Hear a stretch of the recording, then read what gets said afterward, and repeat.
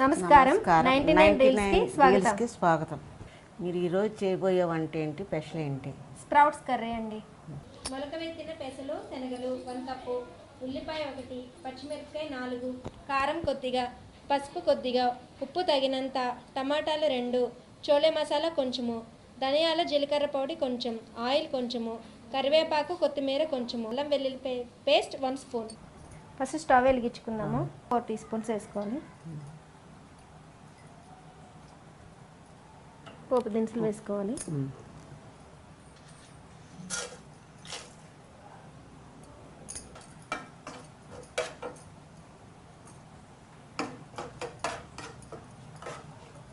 కొంచెం లైట్గా వేయించాలి. లైట్గా తర్వాత ఆనియన్స్ వేసుకోవాలి.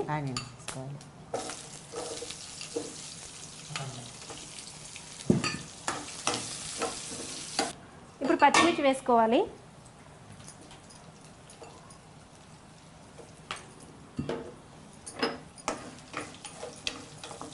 తర్వాత కొంచెం సాల్ట్ వేసుకోవాలి. అంతా బయటకు వచ్చేస్తుంది. తొందరగా మనకు తగినంత సాల్ట్. తర్వాత కొంచెం పసుపు, కొంచెం చిటికెడు పసుపు,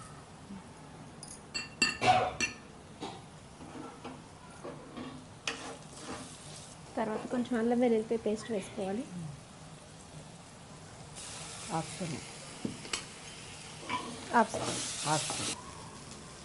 తర్వాత టమాటాలు వేసుకోవాలి. కాస్త వేగిన తర్వాత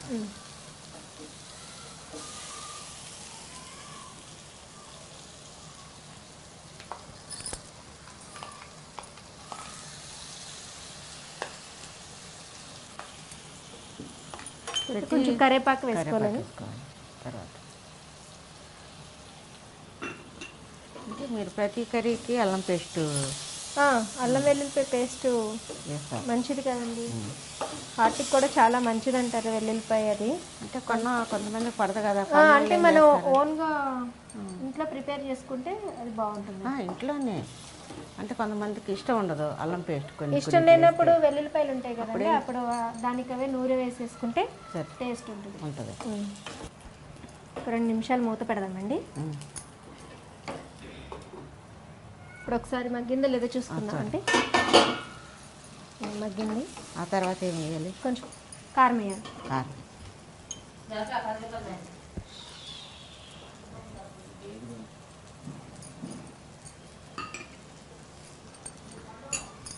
కారం వేసి ఒకసారి కలిపేసుకుని తర్వాత ధనియాల జీలకర్ర పొడి వేసుకోవాలి. ధనియాల ఇప్పుడు ప్రతి కూరకి ఇది వాడచ్చు అంటారా?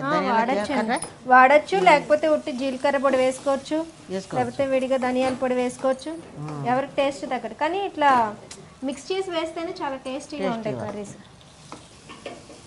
తర్వాత స్ప్రౌట్స్ వేసేసుకుందాం.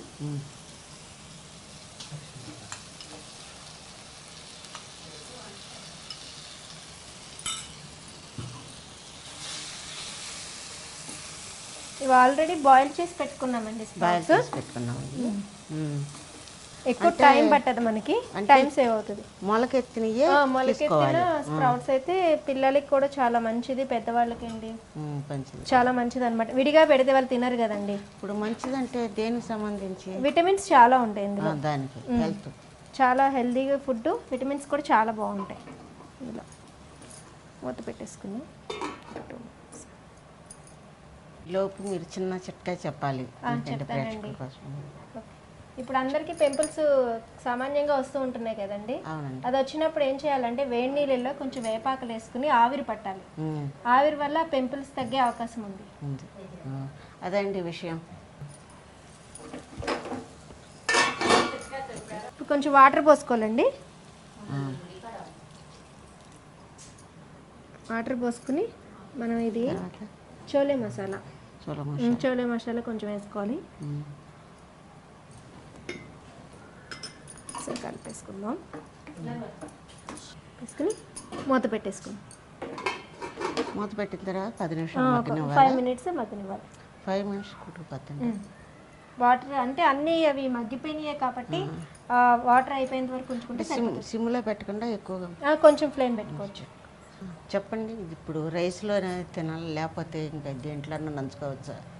మనకి చపాతీలో రోటీలో కానీ రోటీల్లో కానీ లేకపోతే రైస్లో కూడా బాగుంటుంది, రోటీలో కూడా బాగుంటుంది. ఒకసారి చూద్దాం అండి. అయిపోయిందండి. లాస్ట్లో మనం కొంచెం కొత్తిమీర వేసుకుందాం.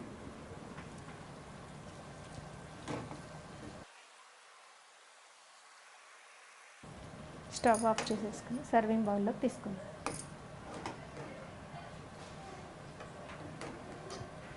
కొంచెం లైట్గా గార్నిష్ చేసుకుందాం. స్ప్రౌట్స్ టమాటా కర్రీ రెడీ అయిపోయిందండి. టేస్ట్ చూసి ఎలా ఉందో చెప్పండి. వేడిగా ఉంది, కొంచెం జాగ్రత్తగా. కొంచెం బాగా వేడిగా అది కొంచెం వేడిగా ఉంది, జాగ్రత్తగా టేస్ట్. బాగుందండి, చాలా బాగుంది.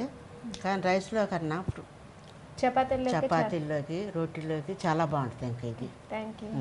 స్ప్రౌట్స్ కర్రీ తయారు చేసే విధానం: స్ప్రౌట్స్ని ఉడికించి పక్కన పెట్టుకోవాలి. తర్వాత స్టవ్ వెలిగించి ప్యాన్ పెట్టుకుని కొంచెం ఉల్లిపాయలు, పచ్చిమిరపకాయలు, అల్లం వెల్లుల్లి పేస్ట్ వేసి బాగా వేయించాలి. తర్వాత కొంచెం కరివేపాకు, ఉప్పు, పసుపు వేసి కూడా వేయించాలి.